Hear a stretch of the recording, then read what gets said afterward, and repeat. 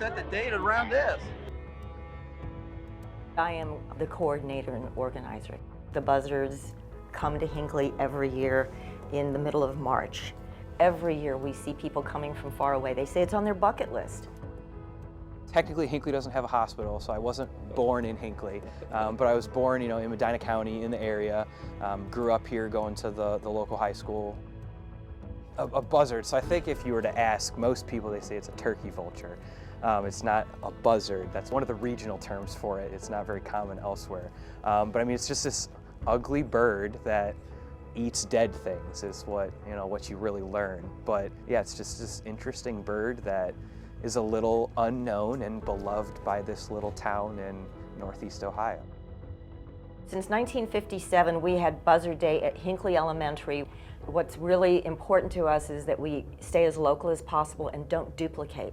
But we have the bird and we have our history, right? And so that people would be drawn here to learn that and then be satisfied that they made the trip. That's really an important thing. Then we have the story of the Great Hinckley Hunt, right? And the idea was that when first settlers came here, there were so many wild animals that it was really off-putting. So they organized the hunt around Christmas, and they made a big circle, and they went and they killed every wild animal that they could find. They took home what they wanted for their Christmas dinners and left the rest in the snow. So then, in March, when things started to thaw out, it attracted all these buzzards to the carcasses that were left behind. That's kind of a history. It's a nice kind of story about how they came here in the first place.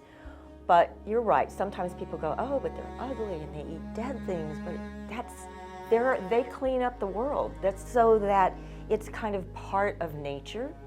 And they're kind of our garbage, cleanup crew that comes in. And otherwise, those carcasses would still be there, right? But they're not, because we have nature coming in and doing its job. So it's a nod to the story, but it's also to just how nature works here. I'm the owner and of Red Fox Reclaiming. I like to repurpose and upcycle wood materials, pallet wood, whiskey barrels, wine barrels, the self-proclaimed Prince of Pallet Wood, I guess. My dead meat is barrels and reclaimed wood and pallets and that kind of stuff. Pallets are laying all over the place, and they either will get turned into mulch eventually, or I suppose they take up space in landfills. My goal is to leave a positive impact behind. One thing people could say is, I recycled a lot of items. They ended up in a lot of people's houses and restaurants and businesses, and they were impressive looking. Being a small business and starting out financially is difficult. To have a business is being part of your community, which here is it's a very good community and friendly and welcoming. People help me unload them. People help me, sometimes find other products. So that kind of feel of a small community where people know each other. When you go to Foster's or you go to the donut shop, everyone smiles, waves. A lot of them know your name. So I think that that's a good reason to come here and experience that. Growing up, I would always go to the Buzzard Day events. So that was something that I always enjoyed doing as a kid, as growing up being there. And then initially, like when the school asked me to be involved with their booth, and then even later when the chamber kind of wanted to sponsor me to be there for it too. It was just something I always enjoyed. When you come down to it, it's the return of the buzzards. And I guess they hold the event at the Metro Parks every year where they try to figure out what time the first buzzard comes back. And is it really true? Were they here yesterday and it's just they saw them flying in today?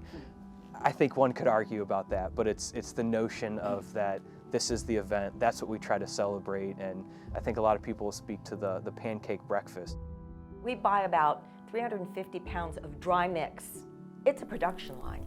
We've got 4 or 5 griddles with 2 or 3 people. Got to put the pancake batter onto the griddles, and then they got to flip it, and they have to take it into the kitchen, and then they have to keep it warm, and then they serve it, and that's just the pancakes, right? Which we serve endless pancakes. Now, the buzzard sausage is another story, and this is a huge draw because we get it from a local producer, They only make it for us at Buzzard Day. So even though they sell into local grocery stores, and they have been forever because it's a family-owned business, you can only get this sausage at Buzzard Day. It's gratifying to know that people who came here learned about my community and had a great time and want to come back. They learned something about nature and the birds when they see the live birds, but also about the people who are here, and they felt like they were included in something that only happens here.